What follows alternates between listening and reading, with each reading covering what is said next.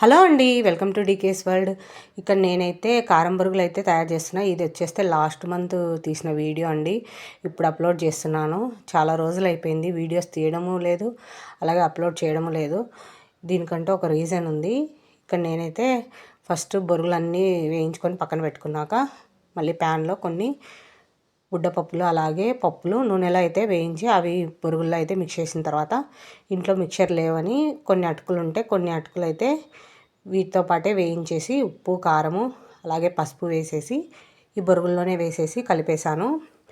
నేను చాలా రోజులు ఉంటాను, కనీసం ఒక వారం రోజుల వరకైనా ఈ స్నాక్స్ ఉంటాయనేసి ఇలాగైతే నేను ప్రిపేర్ చేశాను.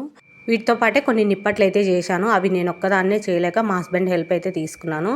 ఇలాగైతే స్నాక్స్ అయితే రెడీ చేశాను. నేను ఊరికి ఎందుకు వెళ్తున్నానో నెక్స్ట్ వ్లాగ్లో అయితే చెప్తాను. మీరు ఎవరైనా గెస్ట్ చేసి ఉంటే కామెంట్ చేయండి. 2-3 డేస్ ఎప్పుడైనా ఫ్యామిలీతో ట్రిప్ వేసినప్పుడు ఇలాంటి స్నాక్స్ చాలా బాగా హెల్ప్ అవుతాయి. మీరు కారం బొరుగులు ఎలా కలుపుతారో నాకైతే కామెంట్ చేయండి. అలాగే కొత్తగా నా ఛానల్ చూస్తుంటే ప్లీజ్ తప్పకుండా సబ్స్క్రైబ్ చేసుకొని సపోర్ట్ చేయండి.